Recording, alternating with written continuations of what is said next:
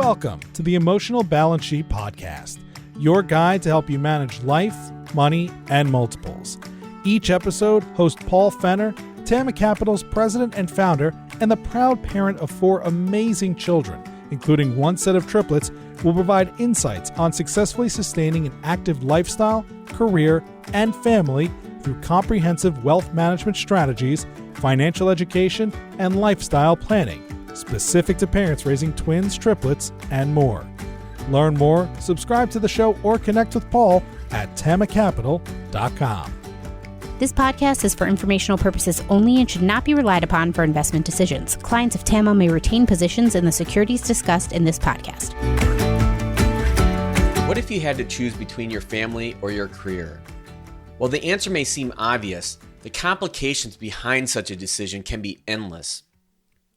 This is the precise situation that Jayne Monroe and her husband Mike found themselves in after having one of their triplet boys diagnosed with ADHD.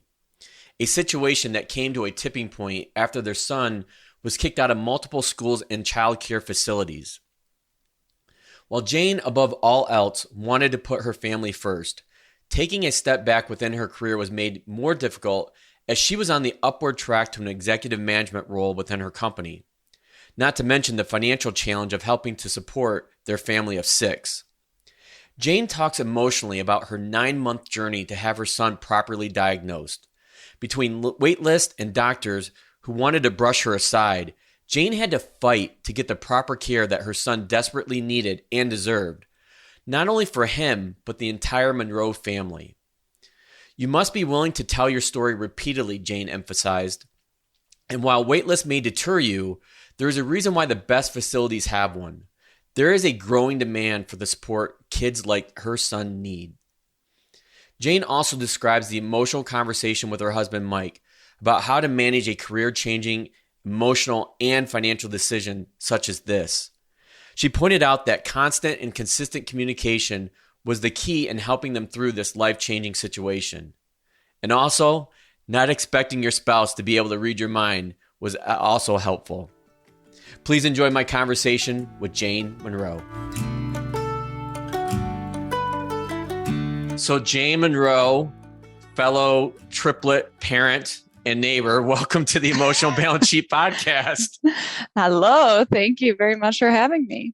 So with that intro, audience, you know that Jayne and I share a very special bond. But her and her husband, Jayne's husband, Mike, did the opposite of what Teresa and I did. They had a singleton first, then went back and had triplets. Yes. So I call them the 1+ triplets versus us. We had the triplets first and then our +1. So we're the triplets +1. So, and we live, I don't know, in the same subdivision, like a stone's throw away, basically. So, yep.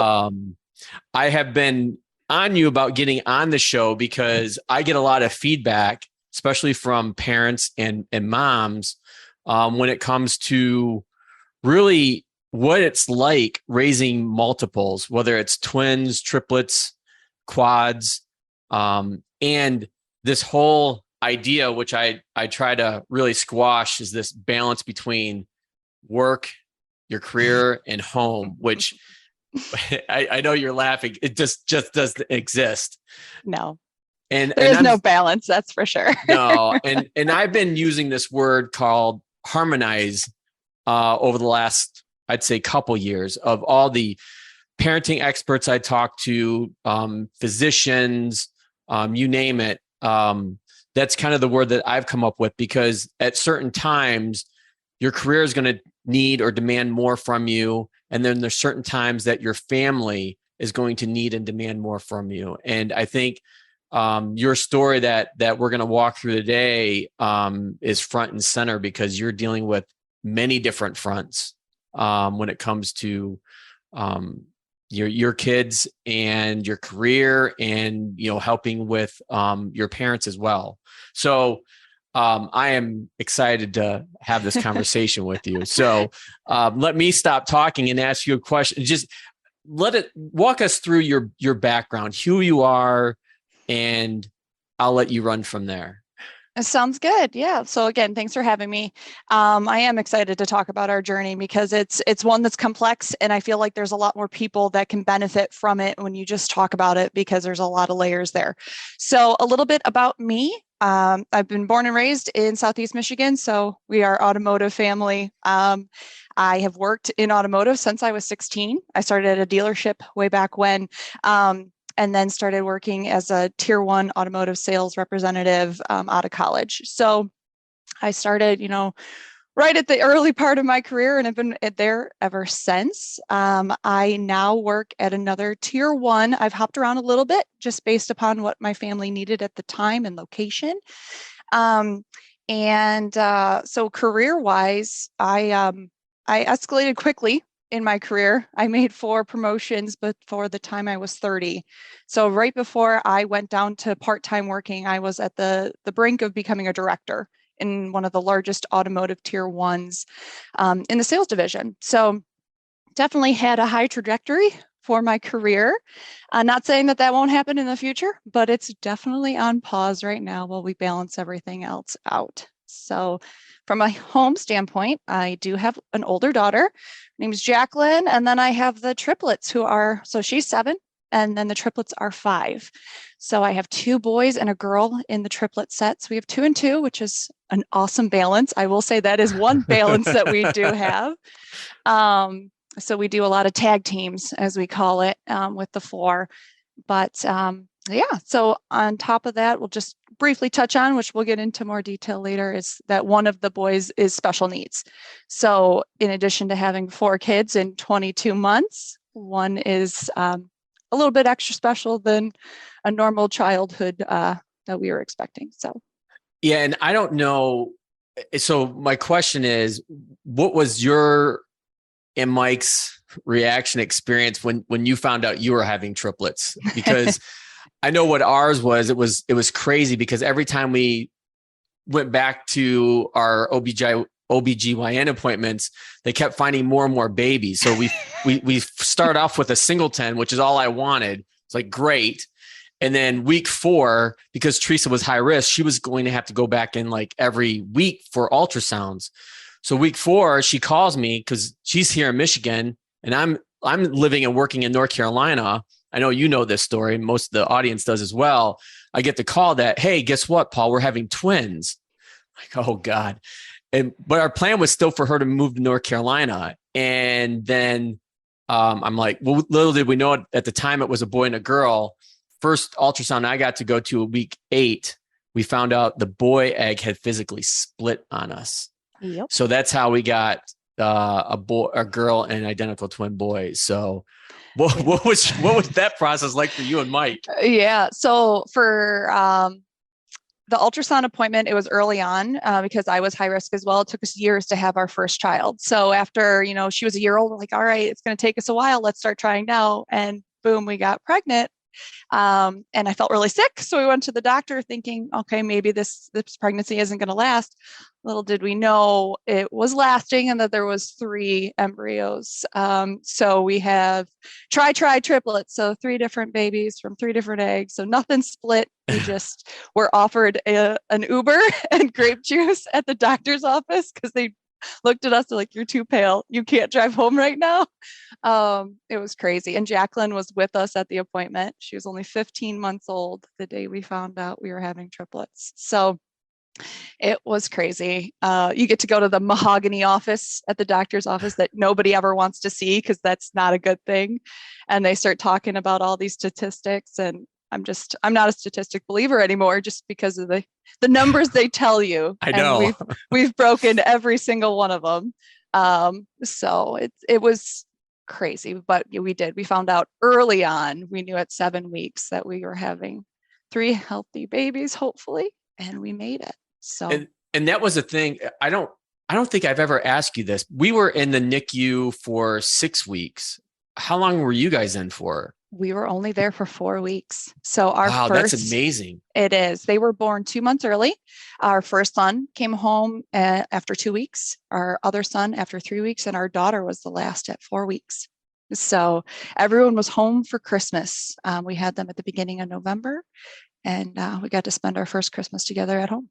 Yeah, that's amazing. Cause that's the one story I tell is that, when as bad as you think you have it in the NICU, you just turn to your left and to your right and somebody's got it worse.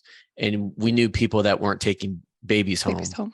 Yep. And that's really, really tough. And I know this podcast is called the Emotional Balance Sheet for a reason. And today's going to get really emotional because I can already feel my eyes like welling up talking about this.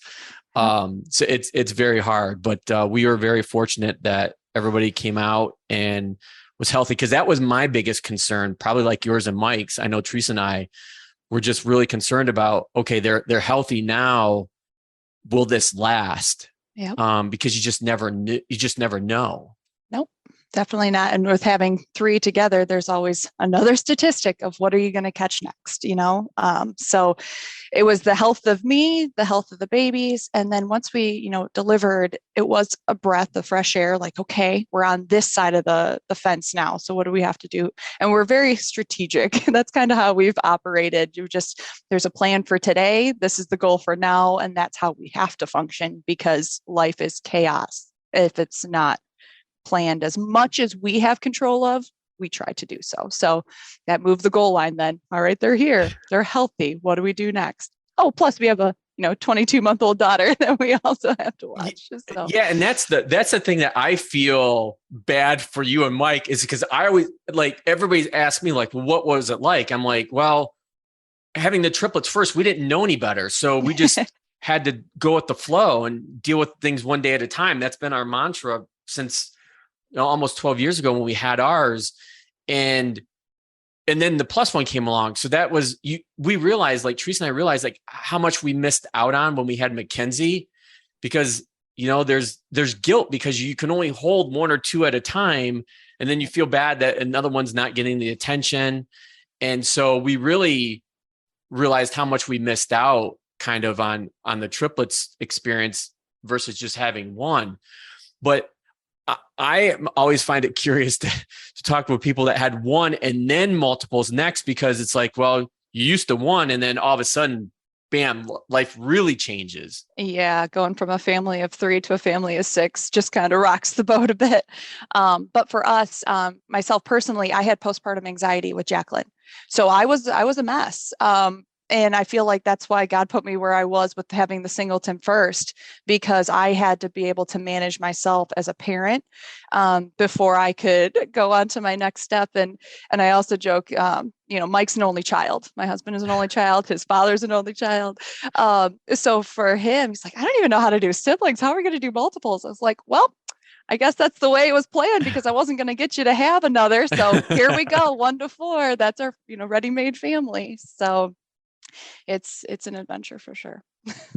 So one of the big topics that you and I have been talking about for some time, and one of the reasons why I wanted to have you on to share your story, that everybody, whether I don't care if you have multiples or a singleton, if you're a working parent, there's this absolute struggle between how much you put into your career versus how much you need to put into home life. And when I say home life, it's just not our kids, it's our relationship with our spouses too. And as you and I well know, the divorce rate for parents of multiples is really high. I think we were just talking about this last night. It was like, 60% or so.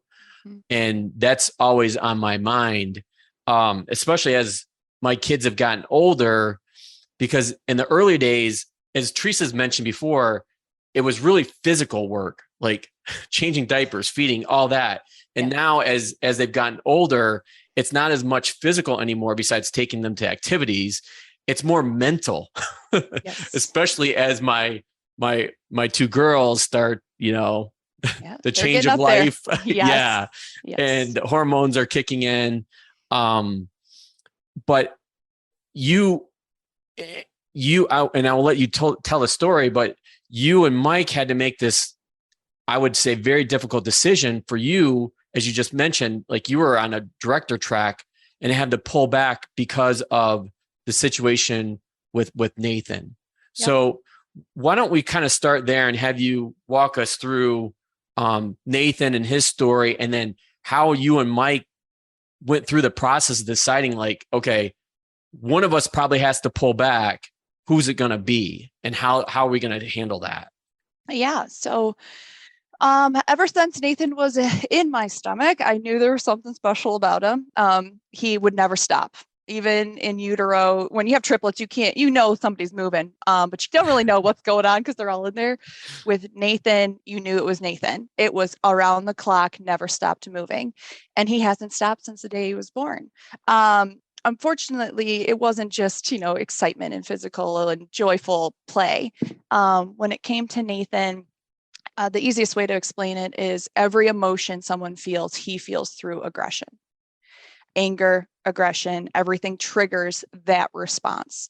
So by the time he was 3.5 years old, he was kicked out of 3 different preschools. And we couldn't keep him in childcare for more than 6 months without somebody saying, no, he's a danger to himself. He's a danger to others. And it's not that he wanted to be that way. He is a happy person as long as he's able to navigate his emotions. And now that we know, we have to label it for him.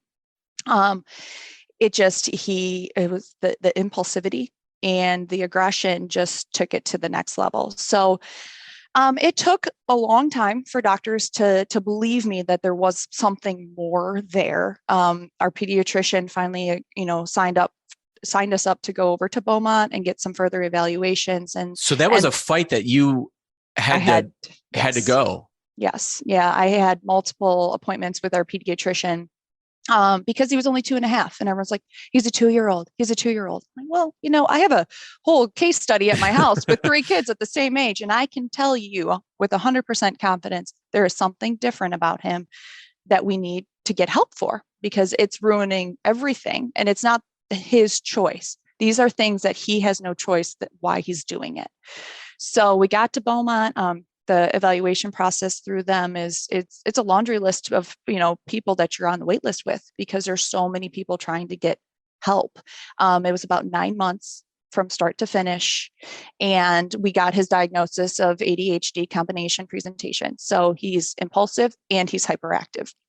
That doesn't sound like a good combo. It's not, but it's a typical combination for ADHD. So with that, we began behavioral therapy, which we didn't see much progress with because it was outside of his normal environment. We needed therapy every single day. How do we operate during the day as a family, as well as Nathan, to really see that progress? So that was the time where he was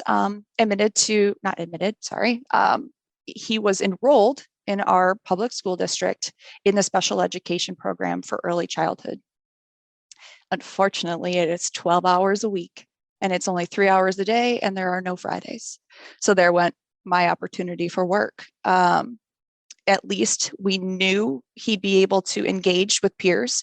We could have got a nanny. We could have had, grandparents help us. And they're always there willing to step up to do it.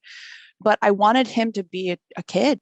I wanted him to be able to socialize with other children in a safe environment, of course. I don't want him to harm himself or others or anything like that. But he was missing out on childhood with friends. And so we took that opportunity with our school district. And we made it through a semester before we're like, this is actually more dysregulating to him than it is helpful because he was, like I said, 3 hours a day, only 4 days a week. He didn't know which end was up. So that was that first big step back in my career. So it was hard for him to make that transition to be able to go from like home play environment to school and then back to home and school. Yeah. So he'd get on a bus, be on the bus for 30 minutes because our district school doesn't have that program. So even if I wanted to send him with all the kids that we live with, he wouldn't be able to go to that school. So he'd be riding the bus for 30 minutes. He'd go to school for a couple hours, get back on the bus and come home. And he was used to a full day with a regimented schedule of this is circle time and this is lunch and this is recess. And it wasn't anything like that. So it was more harm than good, for sure. So what place, so where are you at now with Nate? Like how is... Yeah. So from there, we knew we had to find something else. We had to find a program that accepted children like Nate, that wouldn't give up on him, because he doesn't trust anyone anymore because so many adults have given up on him. And he can pick that up. He is very, very smart. He can pick up all the feelings in a room. He might not be able to label what it is, but he feels it. He takes it in. And especially when people don't like him or are afraid of him, he then internalizes it that there's something wrong with me. So after years of working through this, Nate's now almost 6 years old. So our saving grace was finding a school that is specialized with support for children like Nathan that are not successful in other school settings. They have small class sizes, so no more than 8 in a room. They have a teacher, they have a therapeutic support. And then the best part that we've found the benefit of is there is a family consultant assigned to each family. So they meet with the teachers every week, and then they meet with us every week. So we strategize all together. How are we going to tackle this issue that is happening right now? How do we change? What's the outcome that we're looking for, and what can we do differently? And just with that mentality, his whole life changed. So we signed up first for a 6-week summer program right after that special education at the district. Those 6 weeks of time immediately changed our lives. Every day is a struggle. So I'm not saying that everything's, hearts and rainbows now, but it was night and day seeing the difference. And he woke up and told me, "Mom, I'm not broken anymore. I am not broken." Are you? No joke. So my heart is not broken, Mom. I can be happy. And that was after 3 weeks at that summer camp. So every day we work through the big emotions. Like I said, most of them turn to anger first. But now he's also maturing, right? He's almost 6 years old. The behavior stuff starts to catch up. His diagnosis, they do say that usually the mental behavioral level is about 2 years regressed. So he's acting like a 3 or 4-year-old when he's not regulated by medication or able to self-regulate his emotions. But it is a much different life that we live now than it was 2 years ago, on top of being in COVID. So yeah, yes, it's, I will say that at least he sees it in himself too.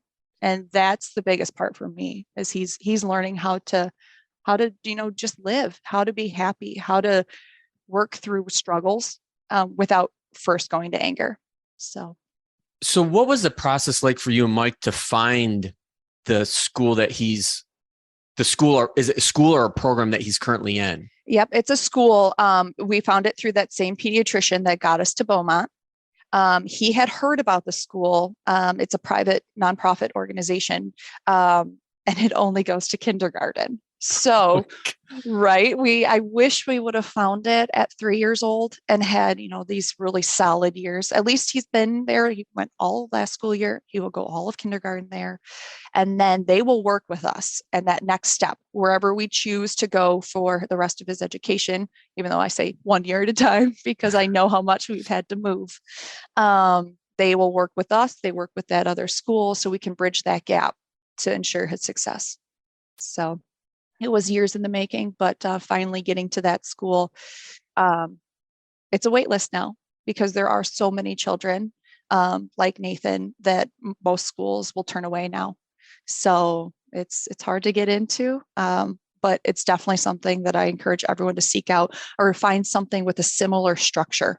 And you have to have the small class sizes for these young minds to work. So I'm curious from a financial standpoint, is that something like you and Mike have to cover, or is that something that's the state helps on, or the district, or how does that maze work? Because I'm sure that's what it is a maze. It is a maze, and that's why I stayed working part-time. So it is a nonprofit and it has extremely small class sizes. So what does that mean? It puts the burden more on each individual family. It is the cost of a college tuition to send him there for 9 months of the year. Wow. Yes. But it is worth every penny. I will pay it over and over just because it shows results. I can finally talk to my son. My husband can talk to my son. We can actually work together as a family.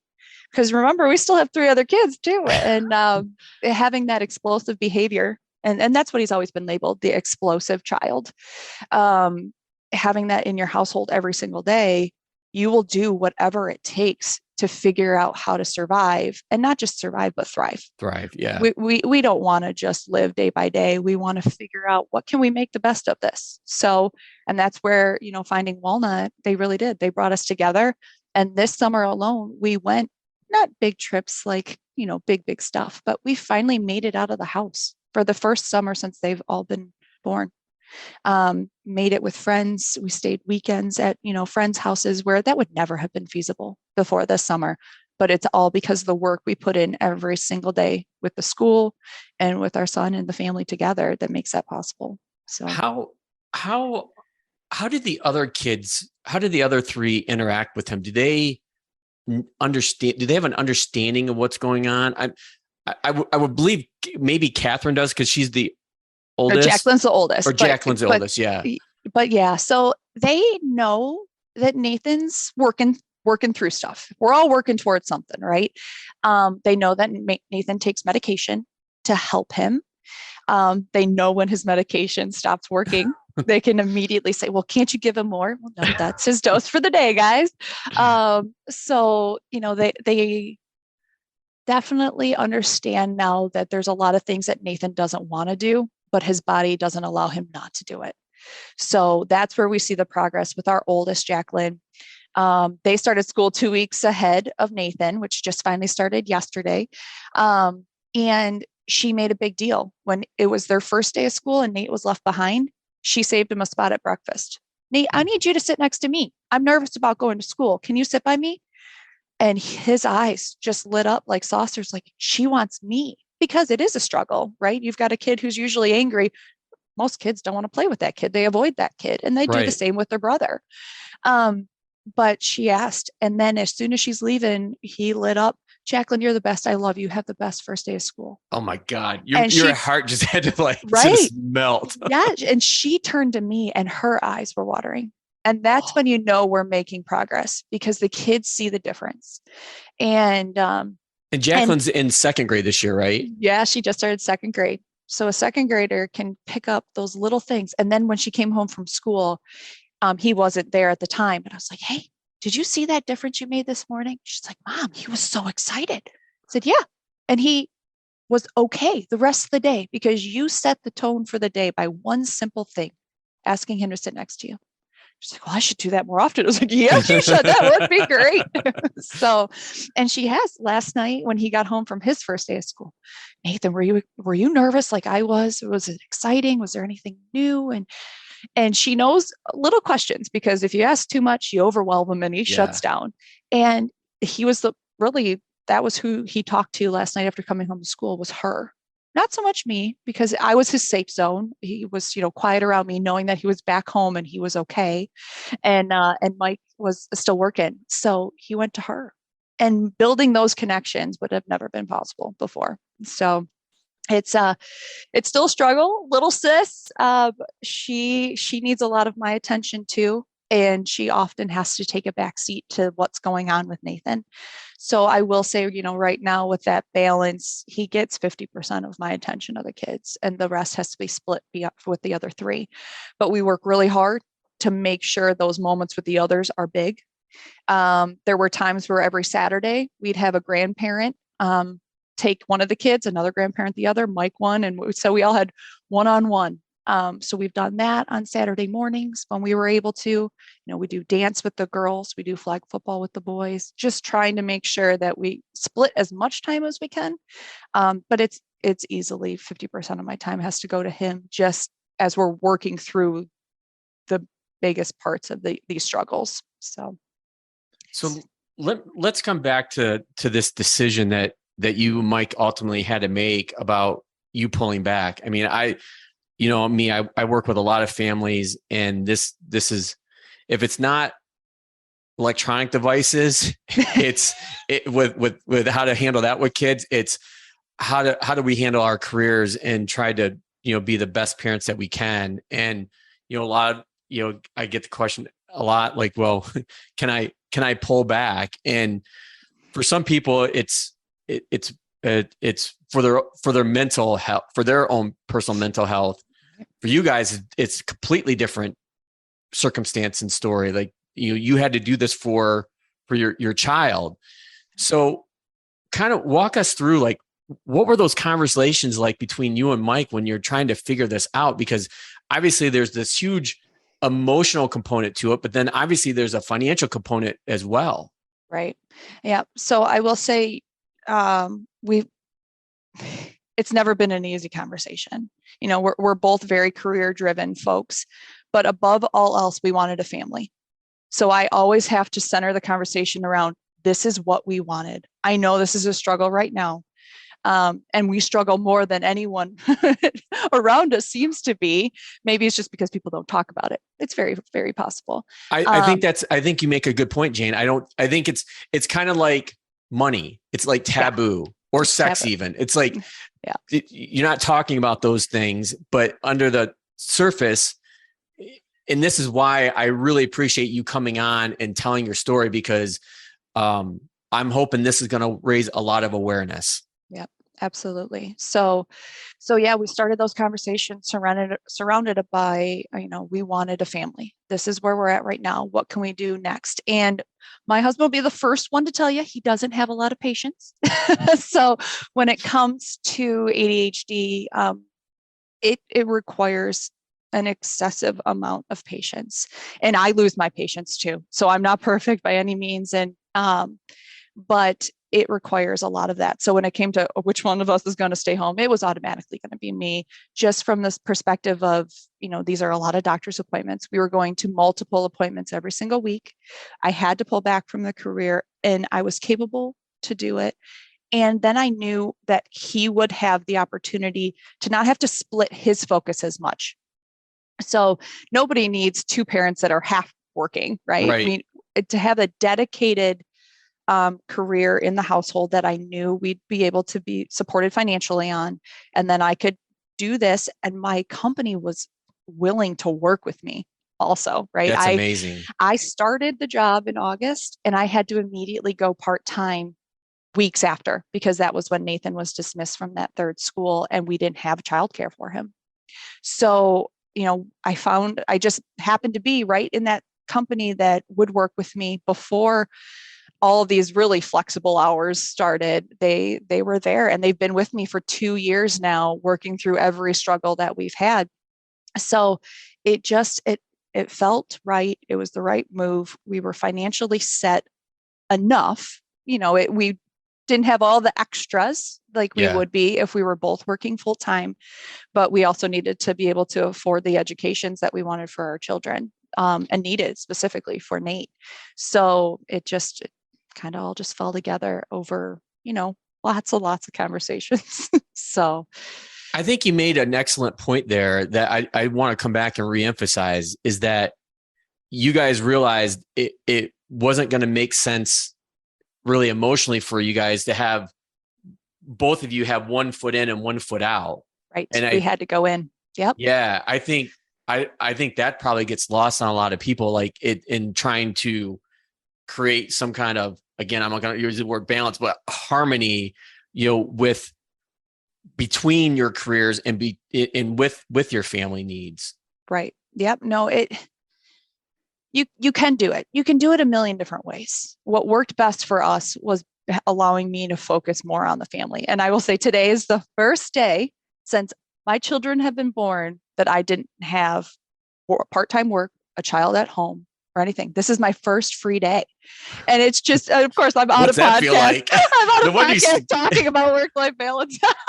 So fitting, Jayne. It's very fitting. But that's what it is. Like Mike and I are determined people, and we needed to be able to have a path forward. So the only way to do that was for me to step back. And thankfully, we were able to make it work where I didn't have to go completely stay at home, working from home. I will say a stay-at-home parent isn't a lazy parent by any means. We do more work at home than we do at work. Yeah. So but it allowed me to have those days where I can get everything done. And we schedule all the doctor's appointments on those days. We can, and even for myself, the stuff that I need to take care of as just a human, we can do on those days off now. So it's been a really good balance. So take us back to that day or moment when you and Mike actually made the decision. Like, can you tell us like what that was like?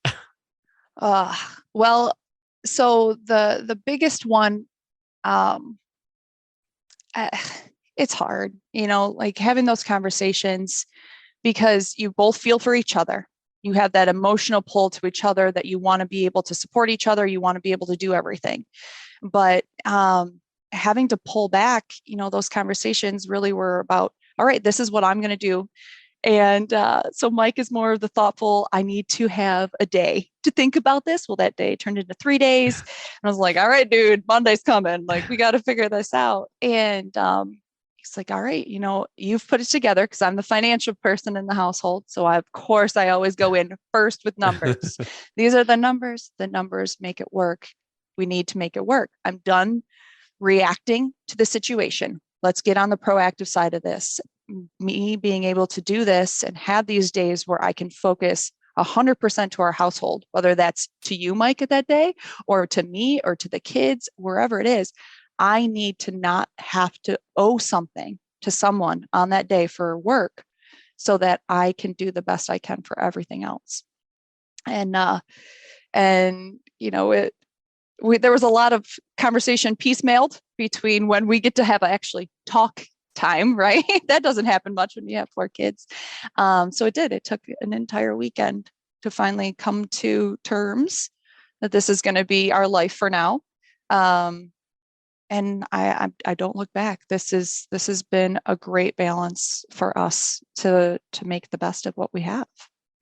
So, and I like how you mentioned the financial piece, because I did want to ask about this, and without, getting personal into your specific financials, but you were, I would say, Jayne, you were ahead of the curve in that the fact that you were already thinking about this and starting to plan things out from a financial standpoint. Like, yeah, did that just come naturally to you? I know you're a numbers gal, yeah. So which is near and dear to my heart. But did that just come naturally, or was there something else provoking you to do that, or just walk us through that? Because I find that fascinating in and of itself. Yeah. So Mike and I are very much, we want to save what we have when we can. So that when situations come up, especially in automotive, we've lived through multiple recessions of downturns in automotive. So you really never know. And your job could be cut tomorrow. So we do save a percentage so that we would be able to work without an income for a certain amount of months. So that's always been there to protect us. I will say, from my personal standpoint, my parents did the absolute best that they can, and I love them so dearly. But this past year, in addition to everything else we got going on, I had to work with my brothers. My mom had a brain aneurysm burst, and she was the sole caregiver of my father with dementia. So we had to work quickly to get him into a nursing home, and her health taken care of as well, with very little finances. So that's always been a driver for me, is to make sure that we protect what we have for ourselves for now and for our family.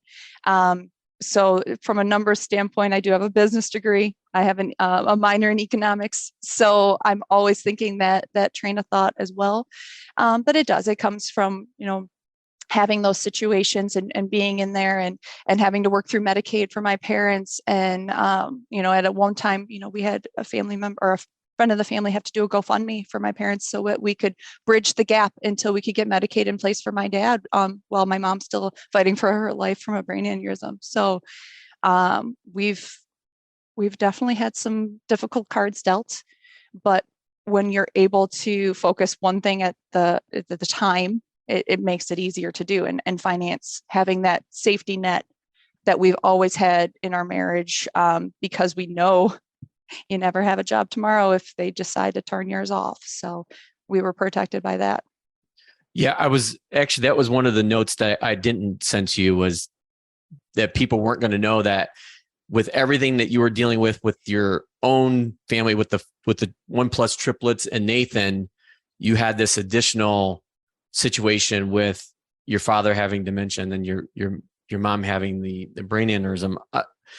In their early 60s, might add that. Early 60s. They're not not that old. They're not old. And so, life can quickly change.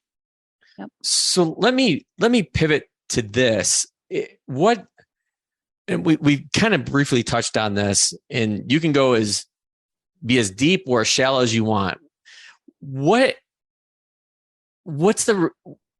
How are you and Mike making it work? That's another $1 million question, because I know that you guys used to have a date night. We did again this summer. Because you actually told me that. It's like you and Teresa need to really do something like that. And I've heard other parents of multiples talk about this. Like, it's so important to schedule that one night a week or one night every 2 weeks or whatever it may be, but some kind of consistent schedule to get out, because if not, you'll turn into passing ships in the night.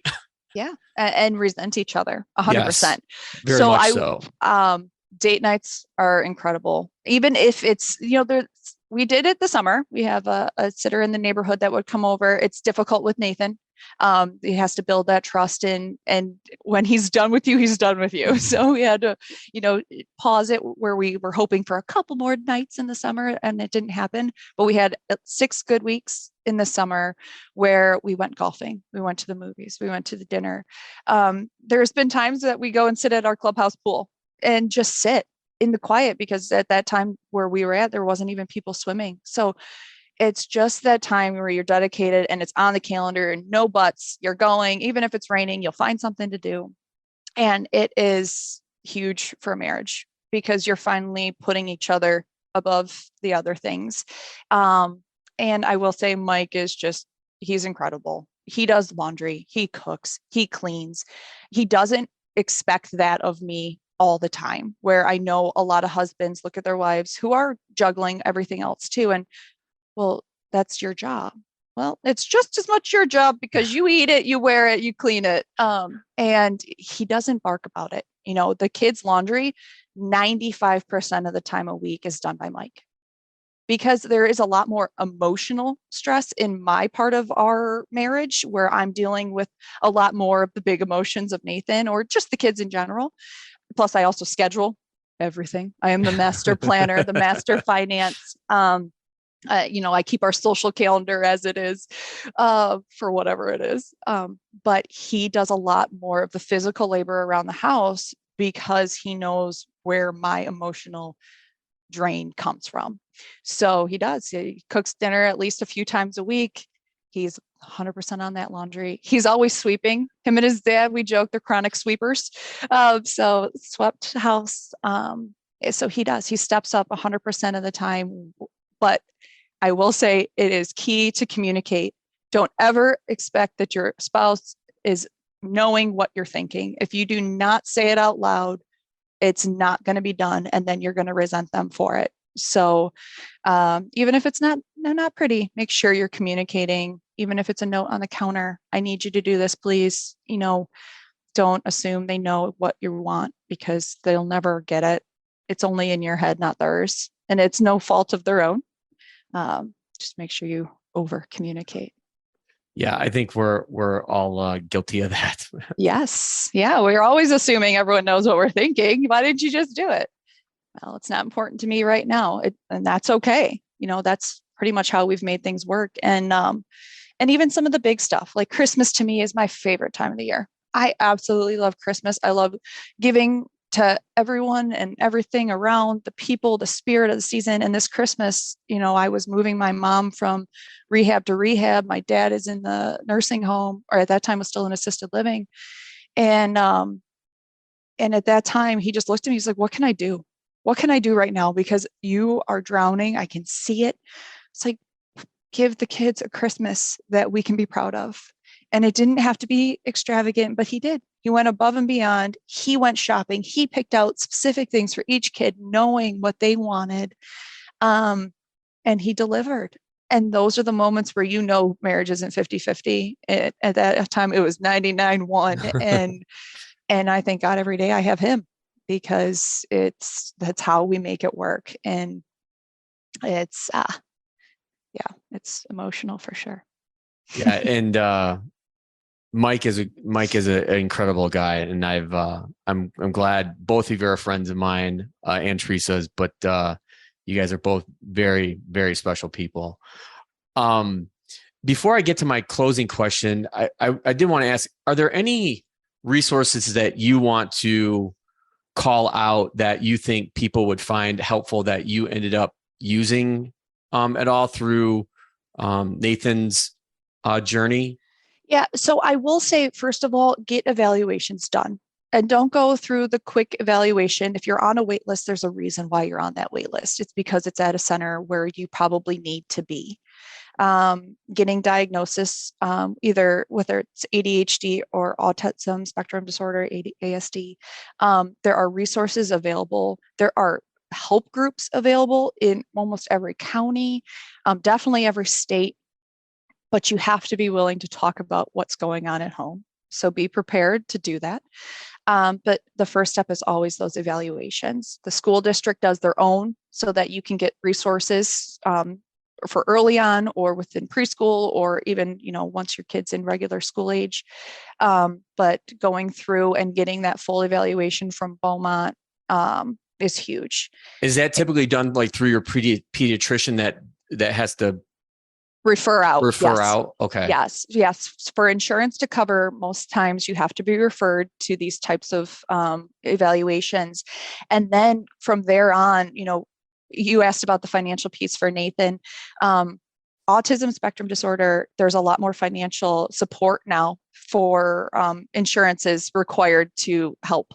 It's not so much for ADHD. So maybe eventually we'll get there, because a lot of the symptoms that Nathan has, people are like, oh, well, he has autism. No, he's not diagnosed. I don't get the services. I don't get the financial support. But there are for those diagnoses. So make sure that insurance is supporting you. You have to fight. Everything is a battle. Be prepared to wear that shield. But you keep calling and you make those choices to keep fighting, because you can get resources everywhere. You just have to keep looking for them. Very good. So let me, because I could keep talking forever. I told you, I'm like, this is just going to be like us just catching up at the pool, or yes, the bar, or outside, during the summer. Now that's kind of coming to a close in Michigan, which is always sad, but at least we have football, I guess. Yep. So my closing question that I ask the majority of my guests, especially those obviously that are parents, is what is the best thing about being a parent? For me, the best thing about being a parent is seeing them triumph. Whether it's learning how to tie their shoe, or Nathan finally being able to have that conversation with his sister, or me about not being broken. Watching them accomplish something, it brings so much joy. And I'm the first person that they look at to show, Mom, I did that.